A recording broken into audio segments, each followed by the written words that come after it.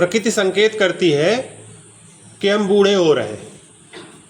बदलाव आते हैं, शुरुआत होती है, कहीं बालों में सफ़ेदी दिखने लगेगी किसी कोने में, तो हम उसको छिपाने के लिए कलर ले आते हैं बाज़ार से, मेहंदी ले आते हैं, उसको लगा लेते हैं।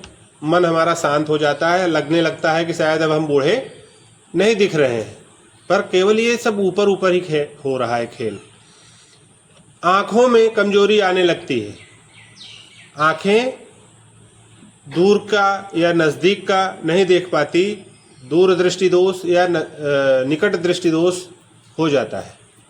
तो उसका उपाय हम खोज लिए कि हमने चश्मा लगवा लिया। फिर हमको लगने लगा कि सब कुछ ठीक है।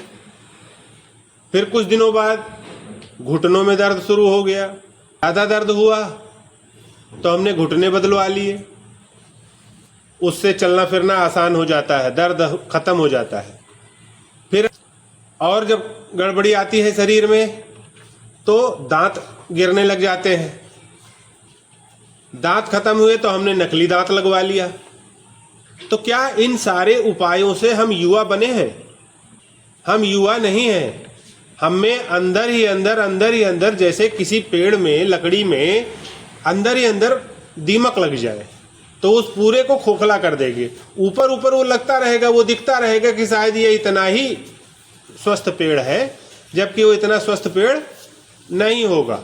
अब इस भ्रम में ना रहें कि अगर आज हम युवा दिख रहे हैं, बच्चे दिख रहे हैं, तो हम कभी बूढ़े नहीं होंगे या हम में कोई खराबी नहीं आएगी।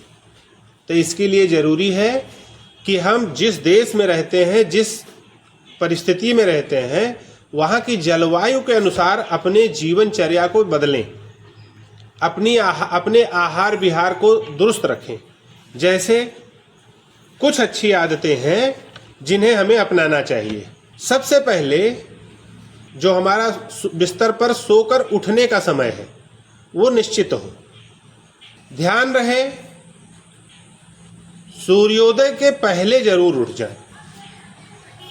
वैसे तो हमारे जो विद्वान ऋषि मुनि रहे, उन्होंने ये हमेशा कहा कि लगभग 4 बजे का जो समय है वो ब्रह्म मुहूर्त कहा जाता है। यदि हम उस समय बिस्तर त्यागते हैं और अपने दिनचर्या को शुरू कर देते हैं तो ये हमारे लिए बहुत हितकर है। अगर व्यवहार में हम ये नहीं कर पा रहे हैं तो कम से कम सूर्योदय के पहले जरूर उठ जाएं। दूसरी आदत, एक ऋषि हुए बागभट्ट जी, वो बहुत बड़े विद्वान थे, बहुत बड़े वैद्य थे। तो उन्होंने एक पुस्तक लिखी है अष्टांग हृदयम के नाम से। उसमें उल्लेख आता है कि हमको सुबह उठकर अपने मुख को,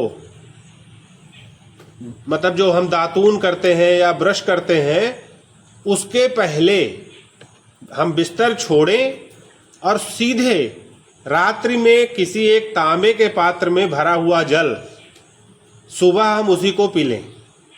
मौसम के अनुसार, जैसे सर्दियों में उसे थोड़ा गुनगुना करके पी लें, बाकी मौसम में ऐसे सामान्य रूप में जो उस समय का वातावरण का तापमान हो उसी तापमान का रहे। फ्रिज का पानी या घड़े का पानी की अनुमति नहीं है। जो रूम टेम्परेचर हो, जो उस समय का तापमान हो, उसको पीना है। निश्चित समय पर सोकर उठना, उठते ही कम से कम आधा लीटर, 3 पाव, 1 लीटर के आसपास जितना आसानी से पी सकें उतना पानी पीना। फिर उसके बाद अपनी दैनिक क्रिया से निवृत्त होकर के जब हम आएँ तो एक आदत बनाएं, नियमित चाहे 10 मिनट ही करें, कुछ न कुछ योग, व्यायाम, प्राणायाम ये जरूर करें। अगर हम लंबे समय तक स्वस्थ रहना चाहते हैं तो फिर सुबह 8 बजे के पहले हमें एक अच्छा नाश्ता कर लेना चाहिए कि सुबह फल का सेवन करें या फल का रस ले लें, दोपहर में छाछ या दही लें और रात्रि में दूध लें। हमको इस क्रम को याद रखना चाहिए।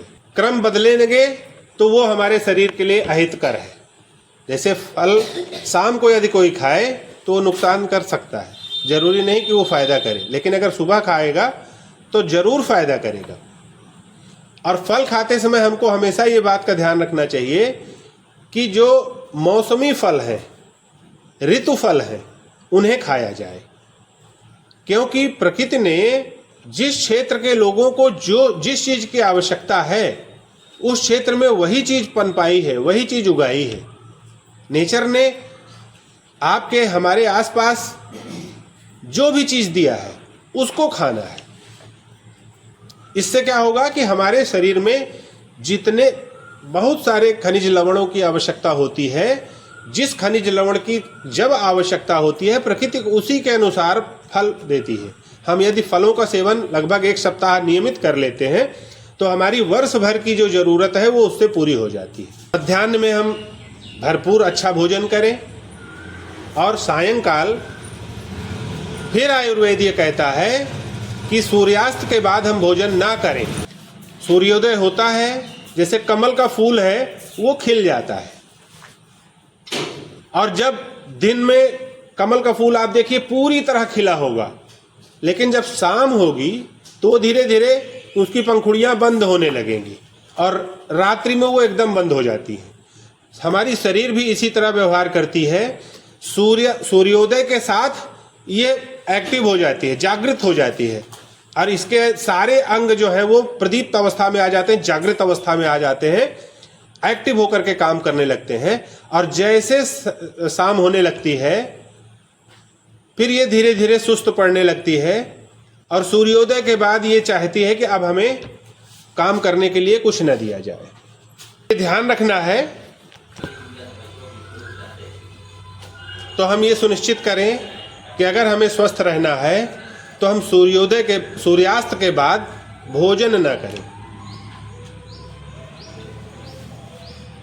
आवश्यकता अनुसार पानी ले लें और 1 गिलास दूध ले सकते हैं। बस आपके शरीर के सारे अंग बहुत स्वस्थ होंगे, बहुत अच्छा कार्य करेंगे। अन्यथा की स्थिति में बीमार होने में देर नहीं लगेगी, और एक जो बीमार शरीर होती है उससे कुछ भी उम्मीद नहीं की जानी चाहिए कि वो अच्छा पढ़ेगा या अच्छा दौड़ेगा या अच्छा श्रम करेगा, अच्छा खेलेगा। कुछ भी नहीं कर पाएगा, वो केवल बिस्तर पर रहेगा। जिसकी शरीर बीमार है वो चाहे जिस उम्र का हो, चाहे वो बच्चा हो, चाहे नवयुवक हो, चाहे अधेड़ उम्र का हो या वृद्ध हो, अगर वो बीमार है तो वो कुछ भी नहीं कर पाएगा। इसलिए आवश्यक है कि हम इस दिनचर्या का पालन करें और स्वस्थ रहें।